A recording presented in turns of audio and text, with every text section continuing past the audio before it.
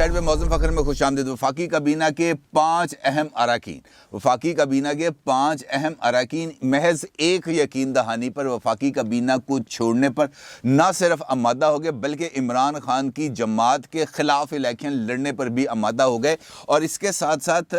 کہ وہ تحریک عدم اعتماد کی صورت میں بھی اپوزیشن کی جماعتوں کے ساتھ مل کر عمران خان کے خلاف ووٹ دیں گے، اور اس کے لیے صرف ایک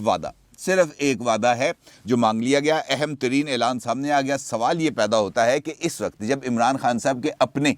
بیانیے کی تقریباً موت واقع ہو چکی ہے، اور اس کے ساتھ ساتھ وہ اپنے جو یہ کہتے ہیں نا 9 رتنوں کو 10 رتنوں کو سرٹیفکیٹ بھی بانٹ رہے ہیں، تو اسی کابینہ کے 5 اراکین ایسے ہیں جو اس ساری صورتحال میں محفوظ آشیانہ تلاش کرنے کے چکروں میں کبھی لندن، کبھی کراچی، کبھی لاہور ادھر ادھر پروازیں کرتے پھر رہے ہیں تاکہ ان کو بیٹھنے کی جگہ مل جائے اور اپنے لیے وہ بس آنے والی بس کے اندر اپنی سیٹ کو محفوظ کر سکیں، اور اس کے لیے انہوں نے اب اپنے رابطے بڑھا دیے ہیں۔ اہم انکشاف کیا ہے ایک اہم ترین سیاسی شخصیت نے۔ وہ انکشاف کیا ہے؟ کون سے اراکین اسمبلی ہیں، شرائط کیا ہیں، کون سی یقین دہانی مانگی گئی ہے، اور اس کے عوض ان کو کون کون سی فیسلٹیز ملیں گی، اس تمام صورتحال پر بات کروں گا۔ لیکن اس سے پہلے ایک اور بیانیے کی موت واقع ہو گئی ہے جناب آج، اور وہ بیانیہ آج سے نہیں تقریباً 4 سال پہلے سے شروع ہوا تھا، جس کے اندر پاناما کیس کے دوران پیش کیے جانے والی ٹرسٹ ڈیڈ کے کیلبری فونٹ کو لے کر ایک مسلسل بیانیہ گھڑا گیا تھا، جس کے اندر یہ کہا جا رہا تھا کہ جناب یہ کیلبری فونٹ تو اس وقت سامنے آیا جب یہ ٹرسٹ ڈیڈ بنی ہی نہیں تھی، اور ٹرسٹ ڈیڈ جعلی ہے۔ ٹرسٹ ڈیڈ صرف اس وجہ سے بنائی گئی ہے کہ مریم نواز کو بینیفیشری اونر ڈکلیئر کر کے حسین اور حسن نواز کو بچایا جا سکے، نواز شریف صاحب کے اوپر سے ذمہ داری کو شفٹ کیا جا سکے۔ لیکن آج اسلام آباد ہائی کورٹ نے اس کیلبری فونٹ اور اس ٹرسٹ ڈیڈ کے حوالے سے جو بیانیہ تشکیل دیا گیا تھا، جو الزامات کا ایک بہت بڑی مہم چلائی گئی تھی، اس مہم کو بھی اپنی موت آپ مار دیا، کیونکہ اسلام آباد ہائی کورٹ کی طرف سے مریم نواز صاحبہ کی اپیل میں دوران سماعت یہ واضح طور پر ریمارکس پاس کیے ہیں فاضل عدالت عالیہ نے کہ جناب یہ ٹرسٹ ڈیڈ کس تاریخ کو سائن ہوئی، یہ ڈاکومنٹ پیش کرنے سے پہلے سائن ہوئی یا ڈاکومنٹ پیش کرنے کے بعد سائن ہوئی، یہ فونٹ اس وقت ایجاد ہوا تھا یا فونٹ اس وقت ایجاد نہیں ہوا تھا، اس معاملے کا عدالت کی کارروائی سے کسی قسم کا کوئی تعلق نہیں۔ اگر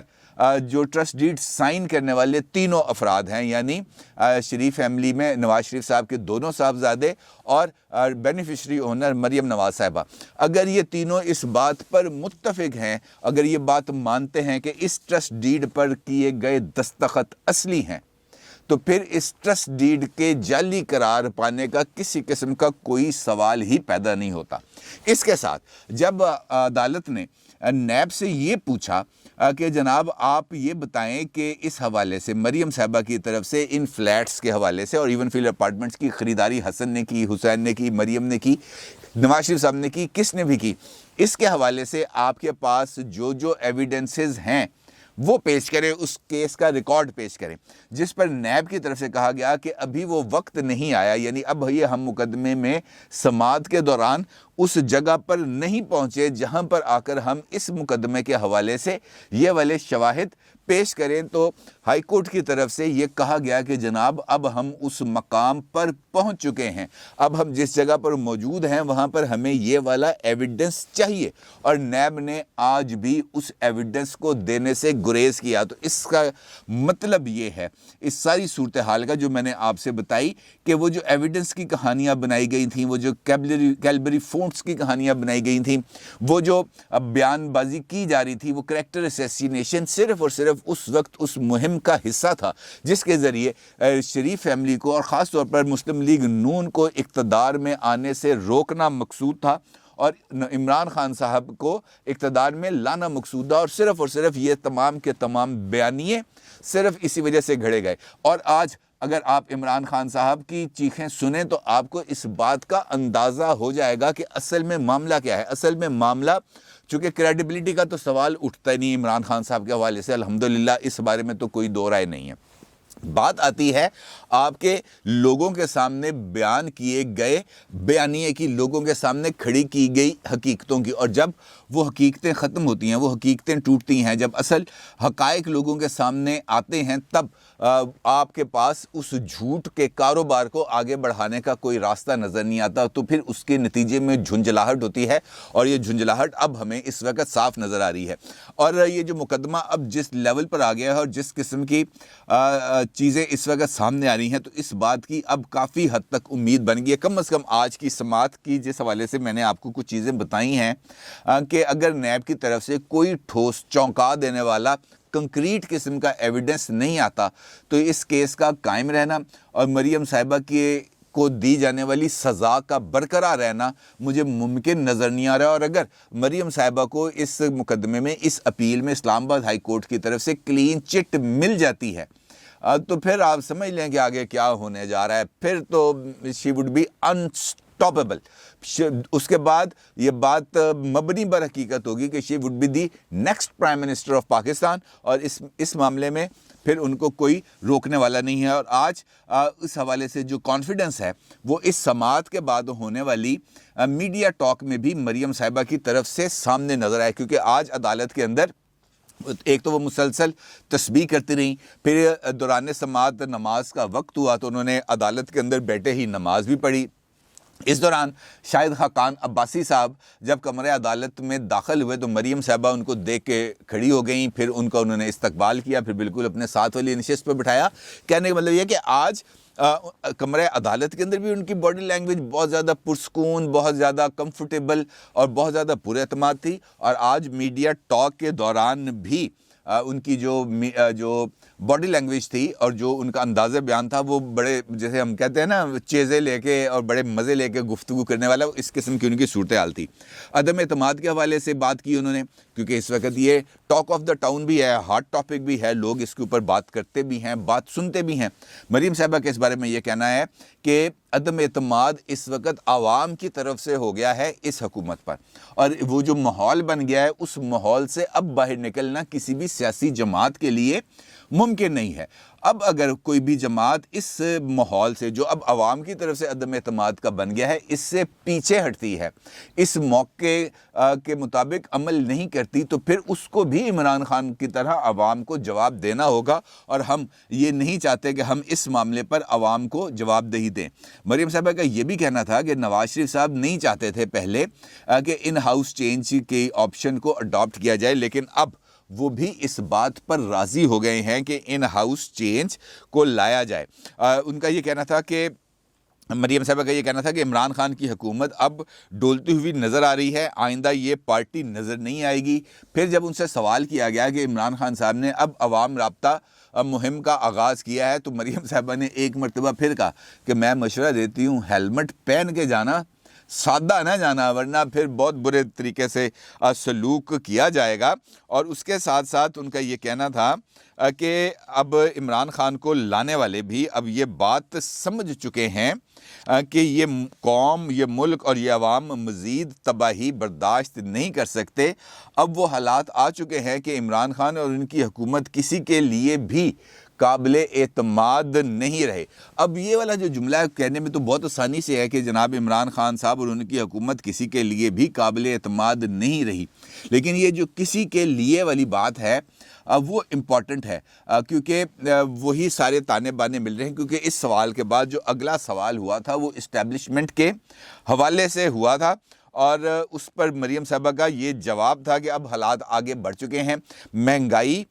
کے حوالے سے جو صورتحال ہے وہ اب قابو سے باہر ہو چکی ہے۔ ہمارے سپاہی، عوام کی بات تو سب کے سامنے، لیکن ہمارے سپاہی اور فوجی بھائیوں کو بھی مہنگائی نے شدید متاثر کیا ہے، وہ اپنی ذمہ داریاں ادا کریں کہ بنیادی ضروریات کو دیکھیں۔ اب عوام کا اشارہ سیاسی جماعتوں کے علاوہ تمام اداروں کو دیکھنا ہوگا، یعنی انہوں نے اسٹیبلشمنٹ پر آج ایک مرتبہ پھر تنقید کرنے سے گریز کیا، اور انہوں نے جو اپنی رائے دی ہے وہ تحریک عدم اعتماد کے حق میں دی ہے۔ اب سوال یہ پیدا ہوتا ہے کہ یہ تحریک عدم اعتماد مرحلہ وار ہوگی یا ایک مرتبہ فائنل حملہ، ایک ہی حملہ کیا جائے گا اور وہ مرکز پہ کیا جائے گا، کیونکہ 3 قسم کی اس وقت جو باتیں ہیں مختلف ذرائع سے وہ مجھے میرے علم میں آئی ہیں۔ ایک تو پہلے بات یہ کہی جا رہی ہے کہ نیشنل اسمبلی کے میں اسپیکر اسد کیسر کے خلاف تحریک عدم اعتماد پیش کر دی جائے۔ دوسرا آپشن یہ ہے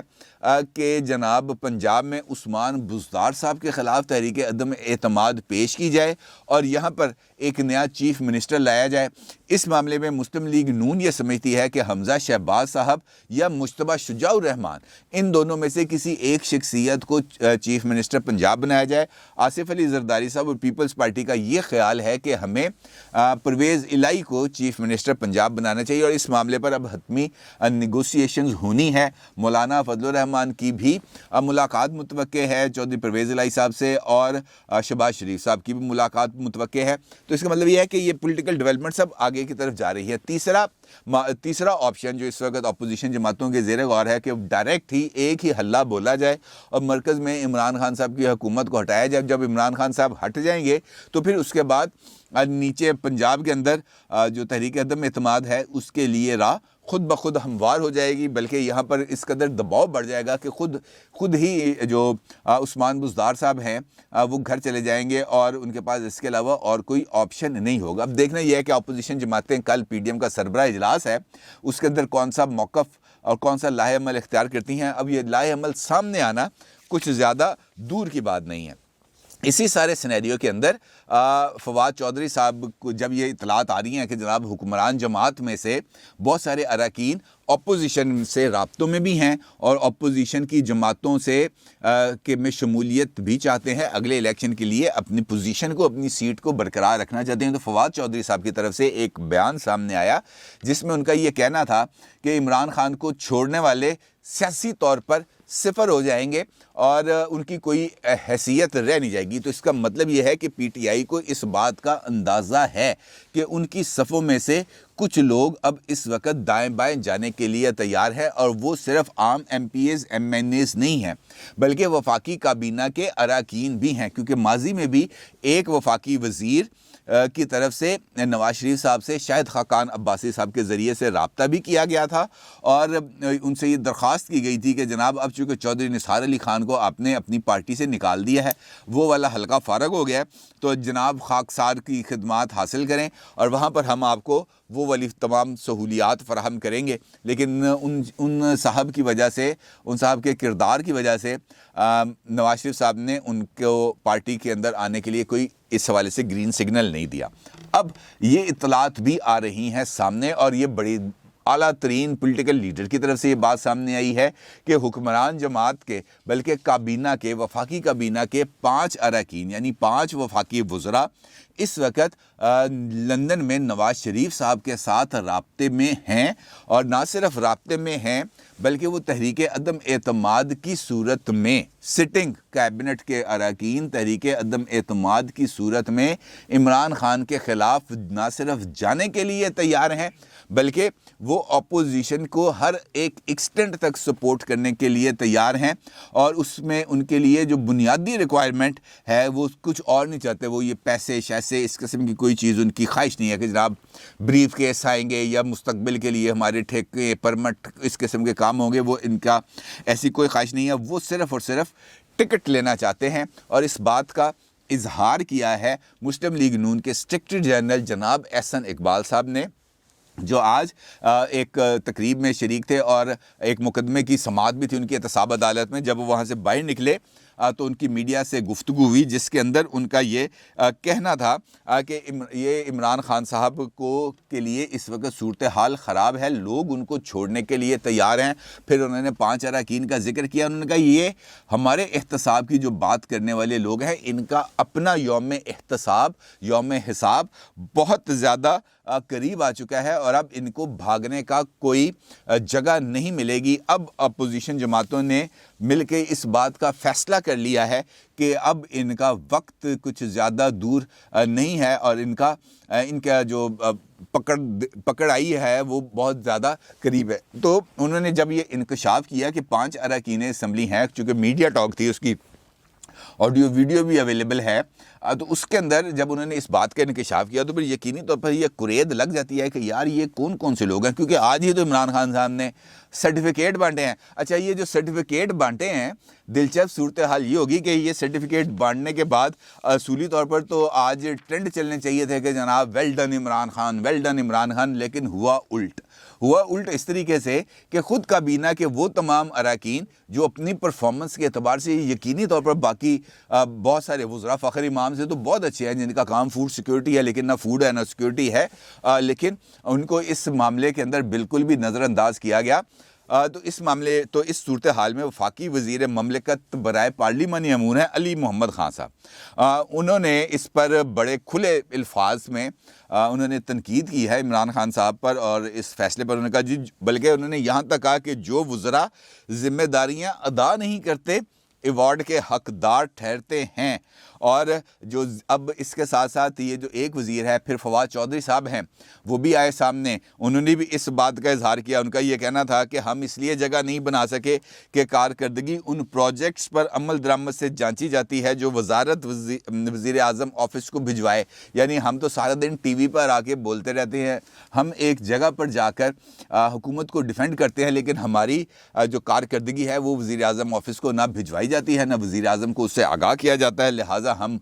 इस हवाले से कोई कारकर्दगी नहीं दिखा सके। इसके साथ साथ और भी मुख्तलिफ वफाकी वज़रा हैं जो दबे लफ्ज़ों में इस बात का इजहार कर रहे हैं कि जनाब हमें नज़रअंदाज किया गया। वो तमाम लोग जो कमेटियों में नहीं आते, जो ईवान में नहीं आते, जो किसी भी तरीके से पब्लिक में आकर गवर्नमेंट को डिफेंड नहीं करते, मुश्किल वक्त के अंदर छुप जाते हैं, फ़ोन नहीं उठाते, वो तमाम के तमाम कारकर्दगी में नंबर 1 है। और जो हर वक्त मीडिया के सामने रहते हैं, जो हर मामले का बोझ उठाते हैं, उनकी कारकर्दगी किसी को नज़र नहीं आती। तो ये उल्टा लेने के देने पड़ गए हैं खान साहब को। और देखना यह है कि इस मामले सर भी अब अगली कौन सी चीज़ निकलती है और कौन सा रास्ता वो इख्तियार करते हैं, क्योंकि जब तब्दीली का मौसम आता है तो ये जो मौसमी परिंदे हैं ये हिजरत करते हैं, और ये हिजरत के सफ़र का जब आगाज़ होता है तो इसका मतलब ये होता है कि जनाब अब नकारा बच चुका है, मौसम भी तब्दील हो रहा है और सियासी हालात भी।